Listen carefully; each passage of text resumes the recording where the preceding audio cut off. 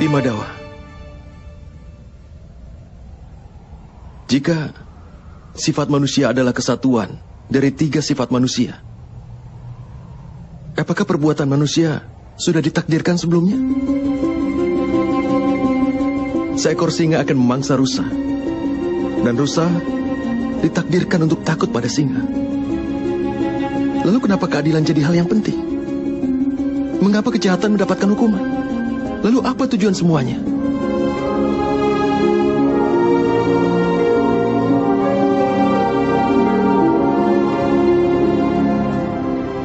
Sebuah pertanyaan yang bagus, Partha.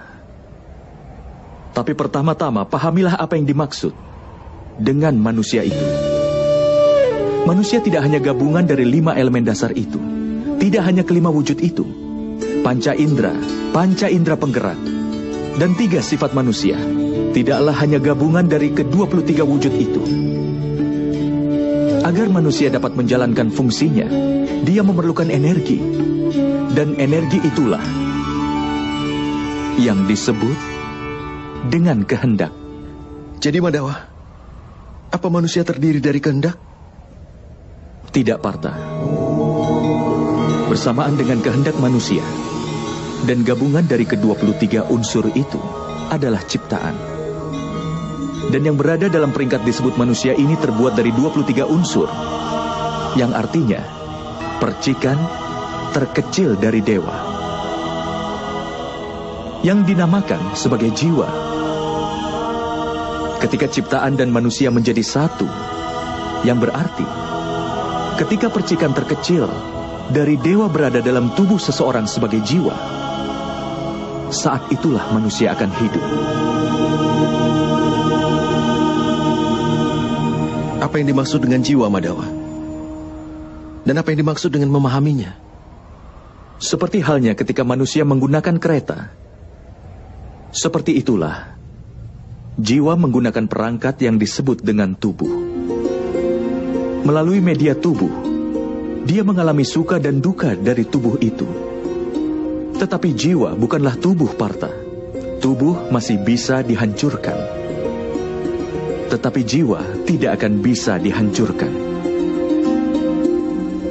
Nainam cindati sastrani, nainam dahati pavaka, nacainam kelidayanti apo, nasosayati maruta. Artinya jiwa tidak bisa ditembus senjata apapun, ataupun dibakar dengan api, ataupun dilemahkan oleh air, ataupun dikeringkan dengan angin. Walaupun jiwa berada di dalam tubuh, jiwa itu abadi. Nah hanya mane sarire. Partha, tubuh mungkin saja bisa dibunuh, tetapi jiwa itu sendiri tidak akan bisa dibunuh. Jiwa itu ada di mana-mana, tidak berwujud, tetap, dan dia kekal. Seperti halnya manusia membuang pakaian lama dan memakai yang baru. Hampir sama jika jiwa meninggalkan tubuh yang tua dan berulang kali menempati tubuh yang baru. Tapi Madawa, melalui tubuhku, aku bisa merasakan dunia. Tanpa memahami tubuhku ini, bagaimana aku akan dapat memahami jiwaku? Mengetahui diri sendiri dalam bentuk jiwa bukanlah hal yang tidak mungkin, Partha. Orang buta pun bisa hidup. Seorang bisu pun bisa hidup. Termasuk mereka yang hidup tidak memiliki tangan dan kaki. Sudah jelas bahwa tubuh bukan hal yang membentuk manusia. Ada seseorang yang kehilangan energinya, atau mereka yang hidup kehilangan ingatannya. Oleh karena itu sudah jelas bahwa bentuk ketidaksadaran manusia bukanlah tubuh yang baik. Seseorang yang menjelajahi dirinya dengan cara seperti ini, aku bukanlah indera, juga bukan tubuh, juga bukan perasaan, bukan juga pemikiran, atau bukan juga pendapat. Orang yang bisa memahami hal ini akhirnya akan dapat memahami dirinya dalam bentuk jiwa.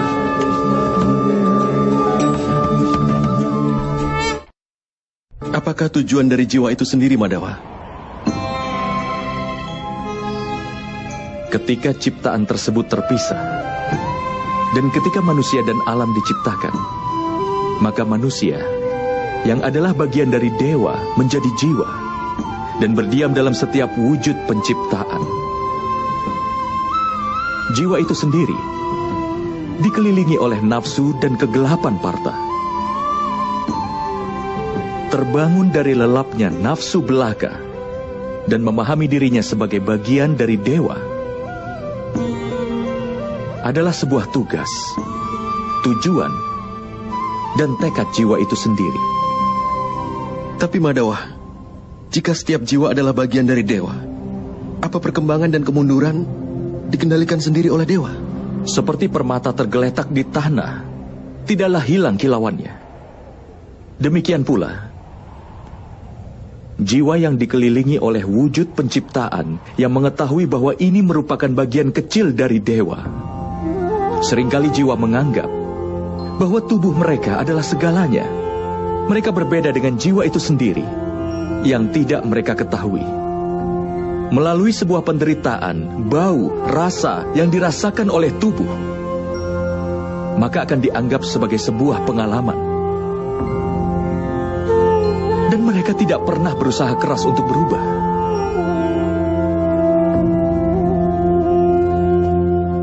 Jiwa yang tidak mau berusaha keras untuk berubah dan tetap melakukan ketidakadilan, mengingatkan dan menghukum mereka adalah hal yang tidak bisa dihindari.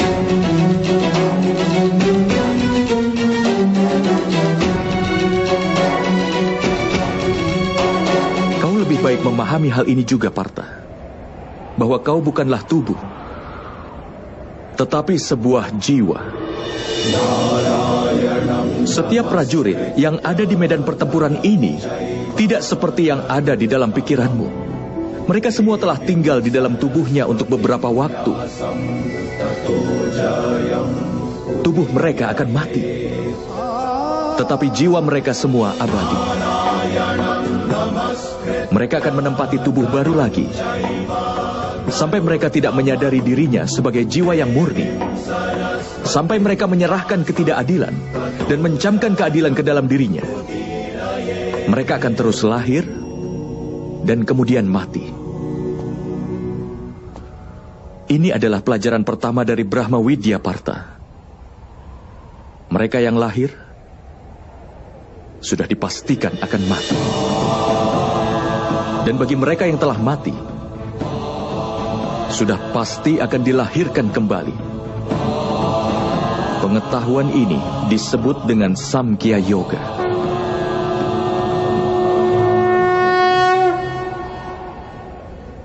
Apa keadilan dan ketidakadilan itu, Madawa? Jalan yang dipijak oleh manusia, di mana dia akan melihat dirinya sebagai jiwa dan mengetahui dirinya adalah bagian kecil dari dewa. Maka jalan itu dinamakan keadilan.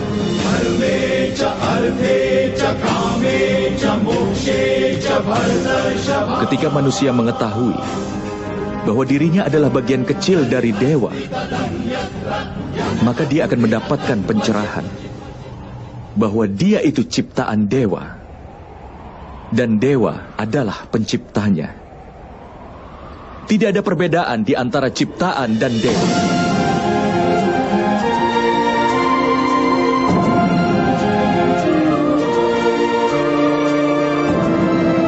Manusia yang paham akan hal ini tidak akan kejam dan kasar terhadap manusia lain, dan juga bahkan pada binatang.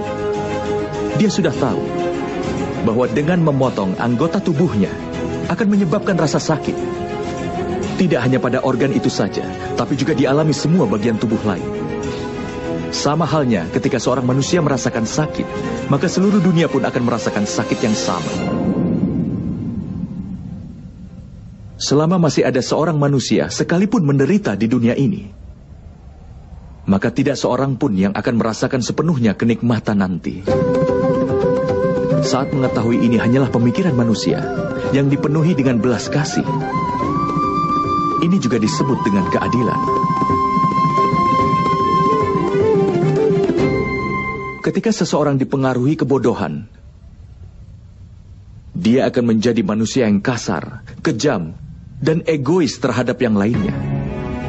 Hanya untuk kesenangan dirinya sendiri, dia bebankan penderitaan pada orang lain.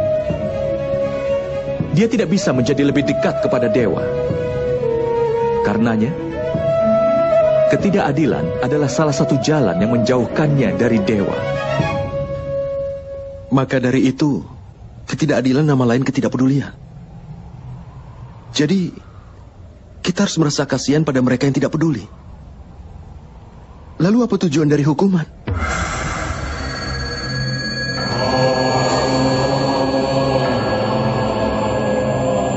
Ketika seseorang enggan mengetahui nilai dari pengetahuan, atau bahkan enggan untuk melirik pengetahuan itu, maka hukumannya adalah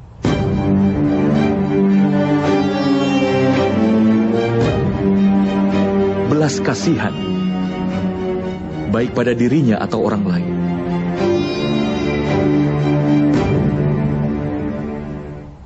Tahap-tahap penciptaan akan selalu menurut kehendak dewa.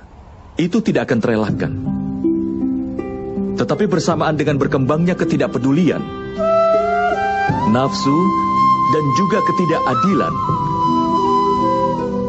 maka keadilan di dunia ini akan berada pada jurang kehancuran. Hingga di dunia ini tidak ada keadilan lagi. Sementara belas kasih dan kebenaran juga telah dihancurkan. Dalam rangka menyambut generasi selanjutnya agar memperoleh keadilan, menghabisi kejahatan saat ini dan mengembalikan keadilan adalah hal yang tidak mungkin terelakkan.